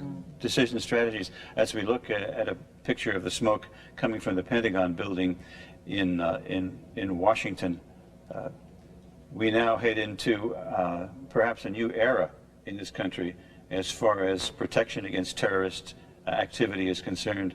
Do you think that's a fair statement? I think we're going to have a very heightened awareness. I think we have to in terms of protecting the things that are basic to us. I think we have to be careful, though, not to overdo it to the point that we wind up compromising completely what we've come to expect. If we overreact and take away the basic liberties we need, we'll have a problem. On the other hand, we can be very, very concerned, very concise, and do what we need to do and still be respectful of what the country stands for. But the most important piece, I think, okay, just I'm sorry for interrupting you all the time, but what we heard from Brandy just a few minutes ago apparently has now been confirmed that a portion of the side of the World Trade Center has indeed collapsed. Now, whether that's just the outer wall or whether that goes right into the offices, I don't know. But you're looking at a live picture there, and smoke is emanating from the entire building. And we had Brandy on the phone just a short time ago from Brooklyn, and she said that she heard some sort of, she didn't know whether it was an explosion or not, but certainly a very loud sound, and then the side of the building, she said, just gave way. And you see all the smoke now. She says from her vantage point in Brooklyn, all she can see is smoke. Brandy, are you still with us by any chance? Yeah, apparently she's we're joined by Rosanna Scotto. Good morning, Rosanna. Morning, Jim. You know, we knew we were going to have a big day today with the primaries. That has obviously taken a back seat right now. What we are hearing is the Board of Elections are meeting right now to determine whether to call off the primary today. And this is unprecedented. This has never happened. Now, if it was a general election, there is stipulations in the charter which say some kind of act of that we don't know of in nature, you can call it off. But for a primary, there's nothing in the charter that says you can call it off. But obviously there are a lot of polling stations down in that area of the World Trade Center, and if not inside the Trade Center, and obviously those are closed right now. So we will know in the next hour or so whether the primary has been postponed for a day or so. Yeah, I don't see how they could go forward with it. No, not at all, because it lost its that would be a long place, shot. yeah, And certainly, story. certainly only from the standpoint of, if not from the standpoint of polling places being closed, but from people losing interest in an election or in the face of an overwhelming tragedy. I just left my home to come here, and it's really kind of scary, because all you hear are the constant screams of ambulances and fire trucks racing through the street. Anybody, you know, I was walking trying to get to a bus or a taxi or anything to get here, and all anybody could talk about was, what's going on? Do you have any information? It is the talk of the town right now, and rightly so. My husband, as you know, works down near the World Trade Center. He called me a little after 9 o'clock this morning. He had just gotten into his building. He was walking up the steps, and he heard a loud bang. He said it felt like an earthquake, and all of a sudden, he said it looked like confetti coming from the sky. Now, he's a few blocks away, and he didn't know what it was. He went up into his office. He has a clear view of the World Trade Center from there, and he claims he saw either people falling out of the building or jumping out of the building this morning.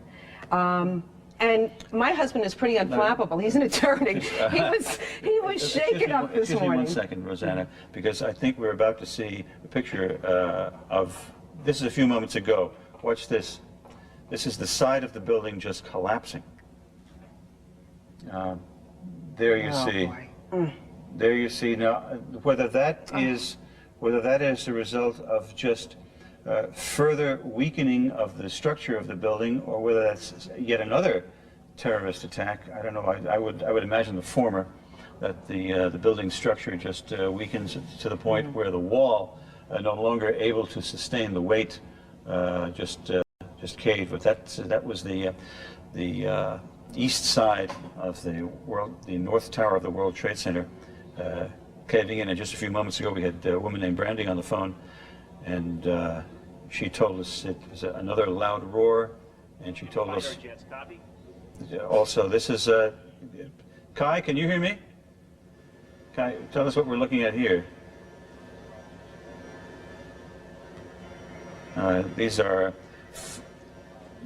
fighter jets, one would presume, to prevent any further attacks by planes. If they see any plane coming now, it better not be an innocent commercial flight, because I should imagine those fighter jets are up there to intercept and shoot down any plane that comes their way. No, I think everything has been grounded. That's by right. All the airports across the country have been closed.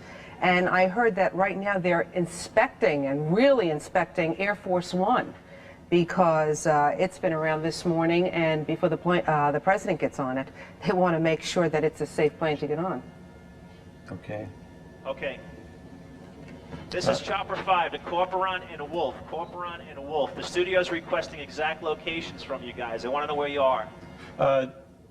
Kai, can you hear me? Kai Simonson? We're getting audio from Kai, but apparently he cannot hear me. If somebody can tell him to tell us what he sees from his vantage point and what's going on up in the air there, we'd appreciate it. Yeah. This is Chopper 5 to Corporon and a Wolf. Corporon and a Wolf. What are your locations? All right. He's talking to the assignment folks here at Channel 5, trying to set up some sort of contact. So apparently we can hear him, but he cannot hear us. So we have no way to tell him to talk to us. Well, a lot of our communication stuff is on top of the World Trade Center. Yes. Yep. So I imagine all TV stations, all cell phones, all that stuff that we rely on every day are, you know, a big problem right now. There's some of the folks standing on the ground wondering what to make of all this. Again, shortly before 9 o'clock this morning, the first of 3 terrorist attacks on this country, 2 here in New York, 1 in Washington. A plane slammed into the upper floors of the North Tower of the World Trade Center, and then a few minutes later, another plane, pretty large planes as well. You sit here and you look at this, and Just one second. right ahead, that second explosion took place when the second plane went in. Then a third explosion took place at the Pentagon, and now there are unconfirmed reports that a fourth explosion, the second at the Pentagon, has also taken place. So we're flying by the seat of our pants here, trying to keep up with this terrible terrorist activity. I'm sorry, Not at all, James. I'm just saying, you sit here and you look at this, and as journalists, you are not supposed to inject any of your personal feelings. But I'm sitting here, I'm looking at this, and I'm mad as hell. I really am. I am so angry that something like this could take place in our country. Disrupt our lives, yeah. Well, I think it's also frightening. I mean, let's face it, we're journalists, but we also live in this city. Thank you. We have children that we're raising in this city, so we have concerns just like everybody else, and we want to keep this place safe. And who would think in our lifetime that we would see something like this? Should we have been aware of this, Mr. Jaffe? Should we have been some inkling? Because apparently we got blindsided here. I would think, and the government has various motives, and each of the various pieces of the government have other intelligence sources, but I would hope that we would be on top of some of this. And in years past, sometimes we weren't, sometimes we weren't, but at least we had an inkling. It seems to me one of the things we have to do is to increase our intelligence gathering faculties domestically as well as overseas, especially domestically. And that may frighten some people because they don't want to have their rights compromised. On the other hand, we have to give up something in order to be safe. To the extent that they've accomplished our becoming fearful and you becoming angry, they've created a situation we have to rectify, and we have to do it quickly. Do you think the FBI is going to come under a lot of fire for letting something like this slip? This obviously seems like a well-planned attack on New York and Washington, and we don't know. Allow me to interrupt you, please. This is Rick Leventhal with Fox News Channel. The smoke is obviously cleared somewhat. Ma'am, she's with DCPI. Can you talk to us for just a second? Bring us up to speed. Obviously, people have their hands full out here. It's not easy getting anyone to talk. Yeah, tell me where you were, what happened, what did you see, what did you hear? First, I went on Canal Street, I saw the fire. I saw the two buildings. I think it was a bomb because it's two of them. Anyway, when I got there, I tried to save people because I'm a doctor. When I tried to save people, the moment we heard a big explosion coming down, everything just went black. Everything came down, glass started popping. People got hurt, stuff went on top of them, and it was a big explosion, and everything got dark, real dark, like snow. You can see behind me, oh, this is not snow, this is all from the building. It was a terrible nightmare. Where exactly were you standing when this happened? I was standing right in front of the World Trade Center. So you were down the block here, and right you came there in the running this middle, way? right, yeah. Did you get hurt at all? No, not me. Did you see anyone around you getting caught up in it? Yeah, I was with the firemen. We got hurt. We all went inside to this dark. We was inside the building when everything happened, but we came out alive. What's your name? My name is Dr. Angel. Were you able to assist anyone before this happened? Yes, I did. I help a lot of patients. A lot of them. Well, there are a lot more people that need help now. Need help, so yeah. if you're capable, maybe you should. Yes, I'm gonna go back. I lost my ID, but I try to go back. Yeah. All right. Well, thanks a lot for All talking right. to us. We can you talk to us for a second? Jesus, just. Huh? I saw a trade center down. Well, tell me what you saw. All right, I was coming down 6th Avenue, running down to meet this truck. Pat Muskoff. Fox News engineer. Go ahead. Go ahead. Start again. I'm coming down 6th Avenue. All the people traffic was running up. And I'm looking up, I'm trying to call the station, trying to find where we are. And I look up and the tower just starts crumbling down. And everybody in the street just stops and started crying and bawling. And I'm standing next to a fireman, he said, yeah, they just bombed the Pentagon too. So that's basically where I saw. Then I came running down here. Traffic's not allowed past Warren Street. And you see what's here. Do you know which of the two towers? The one without the main antenna on it. The second one that was hit. That's the further south? This more southerly tower? I think it's Tower 1. I'm not too sure the exact. And you actually saw it from the top down collapsing? I saw it come came sideways like this. It just collapsed in on top of itself. It was amazing, but very upsetting to watch the whole thing come tumbling down. So we all thought it was another explosion, and we looked up, instead of being two, there's one. Just an unbelievable scene here. It's almost difficult to describe what's going on here. It's unbelievable. You can see that we have one World Trade Center completely engulfed in flames. The upper floor is completely engulfed in flames. Two World Trade Center has collapsed. It collapsed, I guess, about 15 minutes or so ago. We had two planes, as you've been hearing. One plane hit One World Trade a short time ago. I guess it's going back about 45 minutes to maybe to an hour or so ago. And then shortly after that, another plane. We actually witnessed the plane coming up the East River, and it seemed to be getting dangerously close to World Trade, and we thought that it was going to hit, and it did in fact hit. We saw the explosion and all of the debris flowing down toward the lower Manhattan there, and it's just incredible how right now what we see on the ground down here is that the entire area of lower Manhattan right now is completely engulfed in a big black cloud of smoke. Now we did have some people down there that were shooting some tape for us. They said that the entire area is completely engulfed in smoke right now. It's very, very difficult to see at this point. And right now our concerns in terms of what we're doing up here is that the area, as we understand it, has been sealed off. The airspace has been sealed off.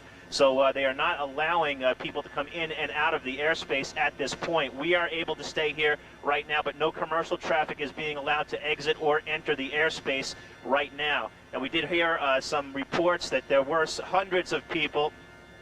We did hear reports that there were hundreds of people, if not more, on the ground that were injured. There are obviously numerous casualties involved in all of this. Now, in terms of flying right now, our concern right now is just basically keep an eye out for any planes, any suspicious planes that enter the airspace. Right now, by definition, any plane that we see enter the airspace, if it's not an American fighter jet, which we have seen, or if it's not a news helicopter or a police helicopter, is suspicious at this point, and we need to get out of their way. 77 floor in One World Trade. You were in the building? Yes. We did not see the debris hit anything specific on the ground because we are being kept at a distance right now. We're being kept at 3-4 miles away. Actually, I'm being told now by my pilot we're being kept at a minimum of 5-mile radius of the World Trade Center. That is for our own safety and also for the safety of the people on the ground. The debris, it's very, very difficult to determine which way the debris fell. It may have fallen toward the east, but I'm really not sure at this point which way the building collapsed. It was very difficult to see. It kind of erupted in a big cloud of dust and smoke at this point, so it was very difficult to see which way the debris fell, but it did appear that it may have fallen over toward the east side of the island. You can see it's an incredible scene here. It's almost the entire southern tip of Manhattan completely engulfed in smoke at this point. And we are told that it is virtually impossible to see down there. I can only imagine what emergency crews are going through at this point, not being able to see, trying to fight a fire. Right now it's just kind of a moot point. Basically, I would think that right now the priority is just to preserve life at this point. The fire continues to burn at the top of One World Trade. 2 World Trade, as I told you a little bit earlier, collapsed, and it appeared as though it was collapsing over toward the east side of the island, but that has not been confirmed. I can't be sure of that completely. But just an incredible scene out here. It's really almost difficult to describe.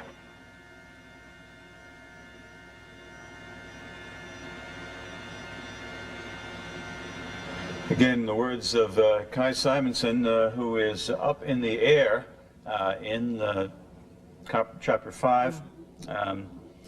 He was up in the air with his camera focused on the building when the second plane rammed into the World Trade Center. And it must have been quite a sight for him and quite an experience. So Jim, I'm told Mario Bosques, excuse me, Rosanna, but I'm told Mario Bosques is on the phone from Beth Israel Hospital. Mario?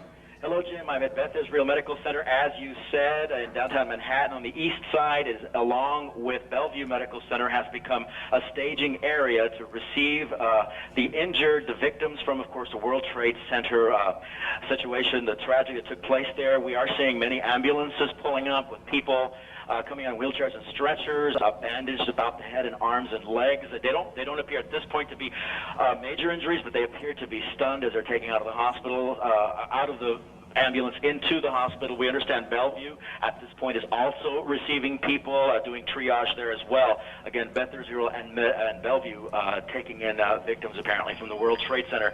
In addition, Jim, people on the streets, I can tell you, along First Avenue walking around totally stunned. The TV sets in some shops are turned on loud, pointed out toward the streets as people come out of their apartments to watch these developments as they unfold. But again, at Beth Israel, they have many ambulances that are standing by to go to the area. We also understand Beekman Hospital is where many of the injured. I was running my way there to try to get coverage there when I stopped at Beth Israel to get the situation here.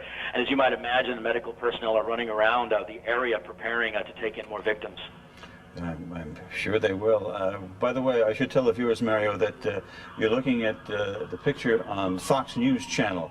They have a reporter on the ground. Perhaps we could listen to that interview. It's in the World Financial Center. Right across the street, World Financial Center is right across the street from the Marriott Hotel. And when we were walking by, you look at the Marriott Hotel, I don't even think it's there anymore. So, well, I don't know what else to ask you. I mean, it's just an incredible story. It's just horrible. It's an absolute shitty Do you think you know people who were on the floors that were hit? You just pray when they evacuated people. Unfortunately, they evacuated people both sides of the World Financial Center. I don't know if if you're talking talking about the other side. We were by the water, by the ferries and Morans in that area. You just hope the people on the other side, they actually evacuated them out, and that's the fear, I guess, with this building here. You just see the fire, like 20 stories. You worry about the building giving out, and it did. How far away from the building were you when it collapsed? I was right by where the people get on for the ferry, right next to Morantz, to the right of Morantz. So 10 blocks, 20 blocks? 10 blocks away. And then there was a decent crowd, and that's when everyone just dispersed. All right. Thanks for talking to us. Thank you. I appreciate it. What's your name? All right, Rick Leventhal. Where are you from? With Fox News Channel. As Rick Leventhal continues to report from the streets of Manhattan, as this devastation occurs and continues to unfold, and you can see on the right-hand side of your screen, there is only one. Can they hear? So there you're listening to the Fox News Channel, their coverage of the catastrophe. But I must say, and I hate to say this, but we had eyewitness reports earlier on that the World Trade Center being 110 stories high, there were people who were falling from the windows and who were jumping. Let's listen to this interview from Rick Leventhal. I thought the building was going to topple over. It was going so. Well, one of them did. One of them did. We were in Tower 1. We made it out. Well, you're a lucky man. Thank you very much. Okay. Thanks. All right. Take care.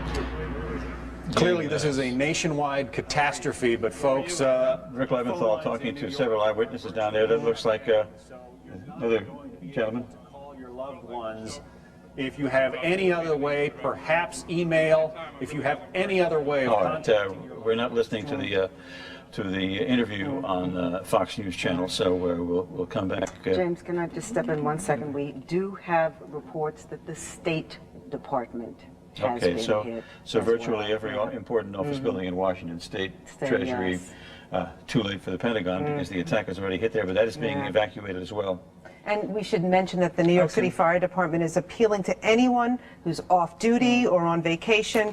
Please, if you're a fire person, please report to work immediately. They need your help. Obviously, after we saw the planes hit the building, we kind of thought everything was over. It's not over. The one tower has collapsed. People on the ground are getting hurt, if not killed. The story just seems not to be anywhere near ending. Well, listen to this. Flying out of the sky and you can't do nothing about it. You tell me. You tell me what you think. I mean, my heart's in my mouth. I mean, I pray for these people. There's no words to describe what's going on out there. I mean, you see bodies just coming a half hour later, still coming out of the goddamn sky. Devastating. Devastating. I can't imagine anything worse than this. There's got to be... I can't imagine. Everybody on the plane must have died. The floor, I got friends of mine on 104th floor, friends on other buildings. I just spoke to one of my friends a half hour prior to that, getting ready to go upstairs to go to work. It's devastating. I mean, I've seen a lot of construction accidents. I've seen a lot of bad things happen. I've never seen a jet fall out of the sky into a building, no less once, but twice. Devastating. I want to bring into the conversation... we'll just add to what that gentleman said, that there is reason to feel that way, because he mentioned that the plane must have been fully occupied. We're told that there were 158 passengers and a crew of 9 or 10 aboard that plane, so that's just for openers, a number of people killed. And again, we've had eyewitnesses telling us that people were falling from the upper floors, were jumping out the upper floors in apparent panic. So it is, by any stretch of the imagination, a terrible, terrible tragedy. We're also told that an organization that calls itself the Democratic Front for the Liberation of Palestine is claiming responsibility. Now, do you wonder if they have any connection to Osama bin Laden? I've heard that they don't. I don't know. I don't know I've never if heard that's of that been outfit confirmed. before. Right. Have you heard? I've never heard of that outfit before either, but I wonder if they have any... Front for, yes. Right. No, the name is familiar. I have heard the name mentioned before. But I believe they don't have any connection to Osama bin Laden. But you know what? This is all unconfirmed right now. I think what goes through your mind is, how did this slip past the FBI? How did this slip past the FBI? With all these different attacks in 2 different states, maybe our expert here. The FBI, what does the CIA do? The question you raised before we went off and saw some of the interviews was, would they be criticized for it? And the answer is, hindsight's always wonderful to say what we should have done, and probably they and other intelligence gatherers will be criticized. What you have to do, if you want to stop this, what you really have to do is infiltrate these organizations very early on. You can't put somebody in once it happens. You have to put them in, as the city police did years and years ago, and let them come up through the ranks. And that was stopped. Courts said you can't do that because we have to protect rights, and we don't do it. And what we have to now rethink and rebalance is what kind of restrictions we're going to suffer, which we have to in order to stop this. You can't take a person or stop a person from committing suicide. That gets proved in all over the Mideast every day of the week now, it seems. But we ought to be able to better restrict and better confront the people who are causing this, and we're not doing that. Well, short of changing the Constitution, how do you go about it? Well, you don't have to violate the Constitution necessarily to find out what people are doing. There's a right of privacy and there's an expectation of privacy, but that doesn't mean you can't have people infiltrate the groups. It means you're going to have to spend a considerable amount of time, effort, manpower, womanpower getting into these groups and gathering intelligence. And it means you're going to have to give up some of the things that the Constitution may or may not protect, but you need to do in order to protect people. A friend of mine works for the FBI. He's, out in the field. He's an agent. And he tells me all the time that he's on surveillance outside people's houses who are known terrorists or possible terrorists. And they're constantly watching these people. So what I'm asking again is, how did this slip by? I mean, we can say, 20/20 hindsight, but this was obviously a synchronized planned attack on 2 states. But are they watching the people in this country or the people in other countries? Oh my goodness, look at the screen. Goodness. Oh my God. Oh. Both towers down. Oh my God. I hope they evacuated everybody out of that area, because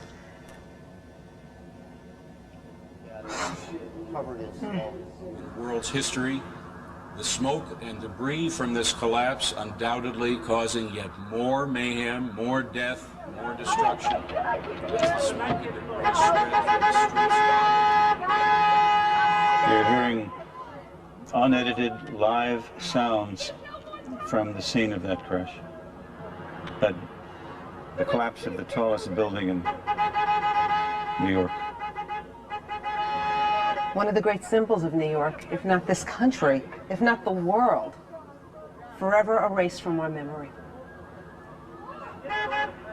No, I think it will always be in our memory, that's for sure, but definitely erased from our skies. This is just unbelievable.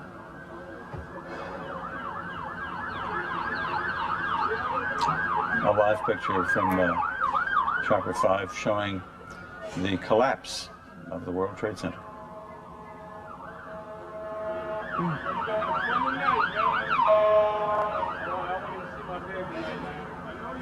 What do we do now? Mr. Jaffe, what do we do now? You said I shouldn't be angry, and maybe I shouldn't, but I am very, very angry by this, and we shouldn't let it shut us down. No. But this is a tremendous impact on our lives. Where do we go from here? What should we do? How do we respond? I think we take a very deliberate course of action, which may take a week, a month, a year, where we start to put ourselves on track to understand that we are the target in a war and we have to fight it, which means we have to make sacrifices to protect ourselves while we go on. And we have to dedicate some resources that we haven't so that this type of thing doesn't. This picture is surreal. It almost looks like we're frozen in time. This is what we have dreaded forever. We went through 40 years after the war with our not having any real domestic violence. And now it's caught us. And now we have to put ourselves in a position. And I understand, Mr. Jaffe, that this tragedy has not ended yet, because the Capitol Police in Washington are now reporting that a plane has been hijacked, and they fear it is heading toward the Capitol building in Washington, which, as we have reported, has been evacuated, but yet another clear symbol of our country and our government and our way of life. You also have to wonder all the police personnel and fire department who were called to Lower Manhattan to help the people in the Trade Center. Let's hope they're okay now, too, with this collapse of the tower. Yes, indeed. There were, I'm sure, plenty of rescue workers who were in and around that building. And with that collapse, I'm sure... What about the command center? More command devastation. center. The command center is, I think, in Tower 5 of the World Trade Center. And there's no way of telling whether that's intact. One would suspect that looking at that picture there, that live picture, that the command center is not in very good shape either. And you have to wonder just how far this reached. I mean, you're talking about Wall Street is nearby, you know, a place that the world looks to. Like the gentleman who said that the Marriott didn't appear to be there. History, yeah. Well, he had his vantage point was around by the financial center there, which is ironically built on the. They're talking to me in my ear. All right, this is we have tape. I understand a few minutes ago. This is the collapse as viewed from the ground.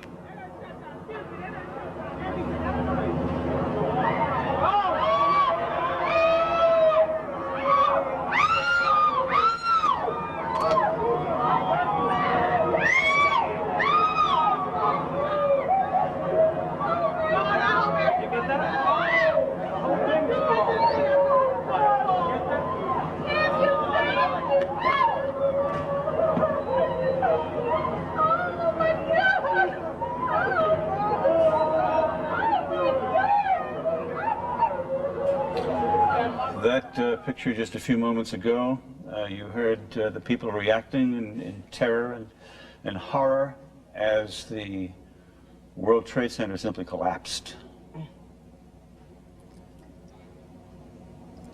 And apparently it is not over. Again, to repeat, we have a report from the Capitol Police that another plane has been hijacked, and they are afraid that that plane is heading for the Capitol building, which, along with any other important building in Washington, has been evacuated. And just to tell you, if you are outside the island of Manhattan, don't try to come in today. There's no way you can get in, and people are streaming out as quickly as possible. Well, I believe bridges and tunnels have all been closed, and certainly any subway station that goes through the World Trade Center. Does that mean, as well, I would guess that anybody who is in Manhattan now will be walking, if they can. Dick Oliver reported from near the Brooklyn Bridge before that that people were streaming across the bridge toward Brooklyn, but nobody coming back in. I'm surprised that the Brooklyn Bridge has not been closed. I think... well, maybe to pedestrians, you know. I'm sure that they closed the Midtown Tunnel, and they closed the other bridges across the East River, and of course the Hudson River crossings as well. And again, to repeat, there is no plane taking off in America today as a consequence of this unbelievable terrorist act. Mario Bosques has gone to Beth Israel Hospital downtown. Mario, are you there? All right, Mario, at Beth Israel Hospital downtown, where some of the victims of this terrible tragedy are being taken, you would imagine that, my goodness, the carnage must be unbelievable. deaths may number in the thousands. I mean, the World Trade Center is the largest office building in this city, simply collapsed. You fear to even make an attempt at defining the enormity of this tragedy. I mean, not only the people in the tower, the people on the ground now you have to be concerned about. Sure, as you mentioned before, rescue workers there when the building collapsed some time after the initial crash. And I know my husband, who was like a few blocks away from there, was told around 9:15 to evacuate. I hope he got the heck out of there and came home on his way home. Rosanna, your colleague in the evening, John Rowland, is down in the newsroom right now talking about what's happening in Washington. John? Yes, good afternoon, Jim. I'm trying to drink all of this in as you are. The enormity of this, of course, is beyond anybody in this business in this entire city. We've never in our lives seen anything even remotely approaching this. The latest information we have out of Washington from the State Department is that is being evacuated, the White House being evacuated. The Pentagon, of course, has already been attacked, as you've already been reporting.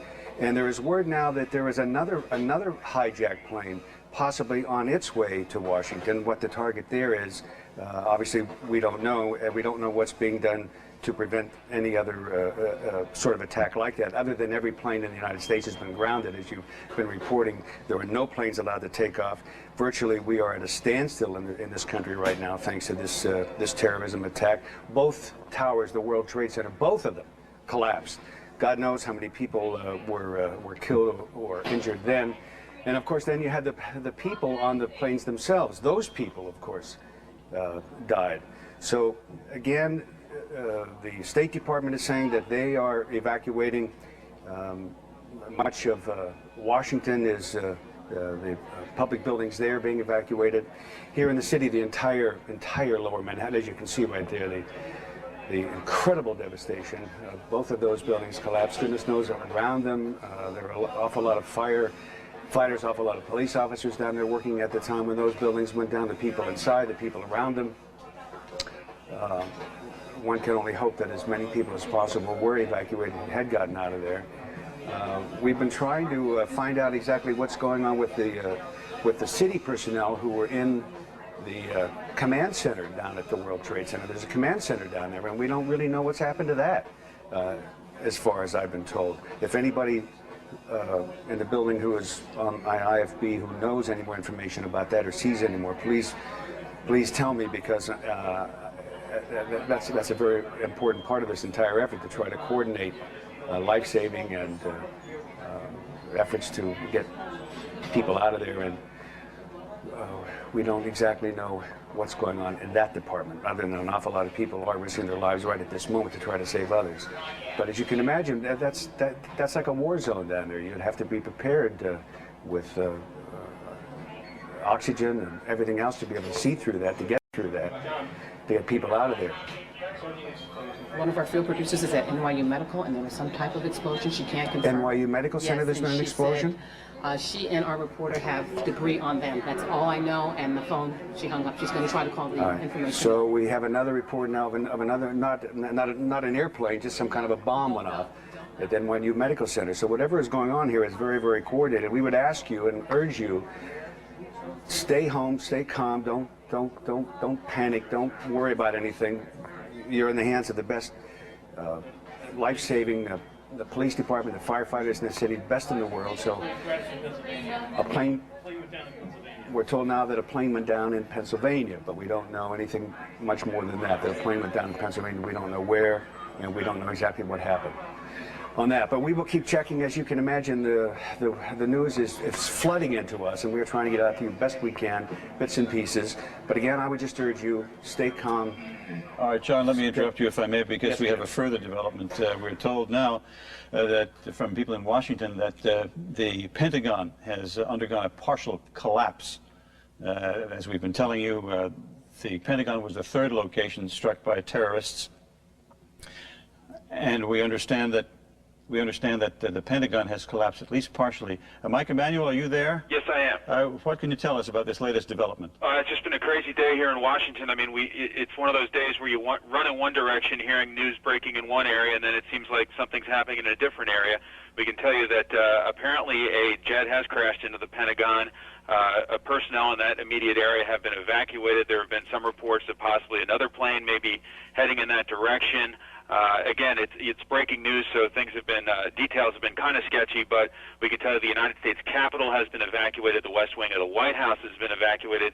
There are reports of a possible car bombing outside the State Department here in Washington, D.C., so it's been a wild news day here in the nation's capital, as it has been in your city, and so emergency crews are scrambling everywhere, and we can tell you veterans of Washington, D.C. have said for the first time they can ever remember they've seen military planes flying over Washington, D.C., patrolling the skies after the Pentagon was hit.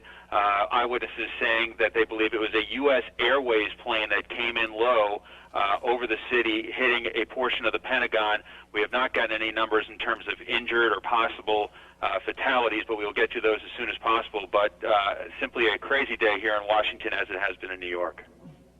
Mike, do you know anything about a report that we have here in New York that, according to the Capitol Police, a hijacked plane is en route to Washington now? We've heard that report as well, and then we've also heard people saying that that is not so, that that's an erroneous report. We're trying to get to the bottom of it, but as you can understand, with a situation like this, there's all kinds of information flowing around. It's kind of hard to confirm what is absolutely accurate and what is not. We can tell you we've heard that, and we're checking it out. We also heard that the Pentagon building itself at least partially collapsed. Do you know anything about that? We've heard that as well, that perhaps the southern portion of the Pentagon, part of that has come down. Have not got numbers in terms of who may have been injured or killed, but we can tell you it's an unbelievable scene here in Washington, something that none of us ever thought we would see, as I'm sure people in your city never imagined to see either. We can say the same thing here, John. Mike, that's for sure. Again, first the World Trade Center, one tower was hit by a plane, then another tower hit by a plane. Then we got word that the Pentagon was hit in Washington, and then the World Trade Centers collapsed in Lower Manhattan. John Rowland's in the newsroom. John? Well, Jim, I don't have much for you. I just have some sketchy information here that another explosion, a fourth explosion out the World Trade Center has gone off. One doesn't know if that's an ancillary thing because of what already happened or an additional explosion of some kind outside of that. There's also been a plane that has crashed in western Pennsylvania. A large plane crashes in western Pennsylvania. Officials at Somerset County Airport confirmed. That's right off the wire copy. Don't know if that's connected to what's going on. The Rodino Federal Building in Newark, that's been closed. All the workers there have been told to go home. Not necessarily because of a direct threat. They've just been told to go home to get out of there, obviously clearing out any federal, state, city, and local office buildings. Jim, that's the latest we have from here. All right, John, I imagine, given the fact I'm hearing word from the studio. Okay, I'm told all federal office buildings in Washington have been evacuated. I would imagine, given the fact that we have Oklahoma City in our past, that federal buildings all over the country would be, just to be on the safe side, would be you have to wonder where the president is right now and where Mayor Giuliani is right now. When we last saw the president, he had just taken off in Air Force One en route back to Washington.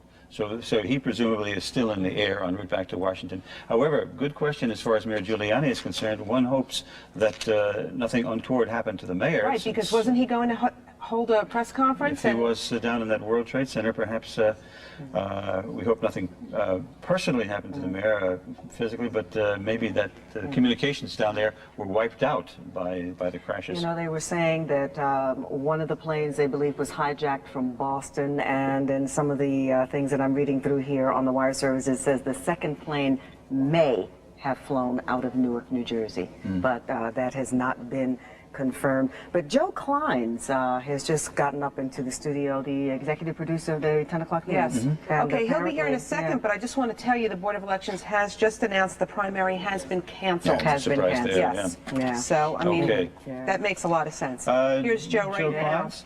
Kleins, you look a bit the worse for wear. You've been running around this morning, obviously. Yeah, they're not letting. I'm coming in from Long Island.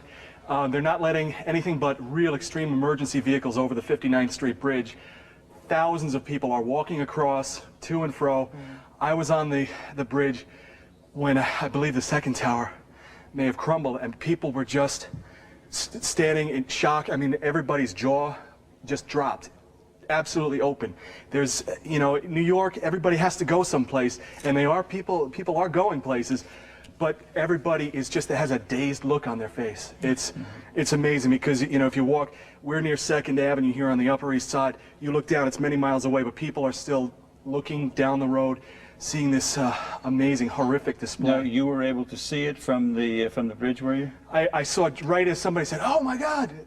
It was the second, apparently the second tower. I was in the car listening on the radio when the first tower crumbled. It's just, it's amazing, and everybody's just, you know, you can't put it into words. Shock, horror, you know, this really, I mean, instantly people are looking at it and know that this is, you know, we're never going to be the same after something like this. It's curious how you even got here. There's a garage, a parking garage at Queens Plaza that I often use. You know, the traffic was very heavy. I ditched there and then I ran across the bridge. And a lot of people are running and, you know, just coming back and forth. It really is an amazing sight. All right, Joe, just 1 second, please. We're going to go back to Washington now, where Fox reporter Mike Emanuel has an update for us there. Mike? Yes, Jim, I can tell you that it's a U.S. Air 737 that crashed into the Pentagon earlier this morning. Much of the Pentagon has now been evacuated. There are still some personnel in the basement of the Pentagon in a bunker-type facility, and basically it is designed to stand through an attack, but we can confirm that it was a U.S. Air 737 which crashed into the Pentagon here in Washington earlier this morning, and there are fire crews from all over the greater metropolitan Washington area fighting the fire in that area. I can tell you I'm a good distance from there. I can see smoke coming from that building. But I am not actually at the Pentagon to tell you exactly how bad the fire is, but it looks like it's pretty sizable at this point. So these are not little Learjets we're talking about. We're talking about big, huge commercial jets. You're absolutely correct. It sounds similar to the situation that you guys had in New York, a commercial jet possibly hijacked or possibly vandalized, so it ended up crashing and hitting the area around the Pentagon. We do not have numbers in terms of injuries or possible fatalities, but we are able to confirm that it was indeed a commercial 737 U.S. Air, we are told by officials on the scene, that crashed into the Pentagon this morning. But the Pentagon officials the National Command Center at the Pentagon is still working. The rest of the building, though, has been evacuated. We're understanding a lot of the damage is to the outer ring of the Pentagon. And some of our people on the scene say it doesn't seem to be severe, but there does seem to be a pretty good fire going, at least on the outside of the Pentagon. Yeah, we're looking at your live picture right now, Mike, and that would seem to underscore that comment because we see huge clouds of smoke billowing out of the Pentagon building. Indeed. Thank you, Mike, very much. Sure. Joe Kleins, back to you. When you saw the collapse of the building, were there people around you, and if so, what was the reaction on the part of the crowd? They were, you know, because there were a bunch of people who were on the bridge, standing and watching, and when they saw it, they said, "Oh my God, the whole building just went over." Because at that point, beforehand, you couldn't really tell what had happened to the first tower because there's just so much smoke that you just see smoke and one tower, and then all you saw was smoke after that. Smoke over all of Lower Manhattan, you know, enveloping all of the financial district, you know, going over the East River. And, you know, as I was driving in, I was hearing reports of people saying papers were flying over Brooklyn. This is an hour ago. So I can imagine what, you know, this tremendous calamity. But people, you know, the parking garage where I parked in Queens, it's at Queens Plaza.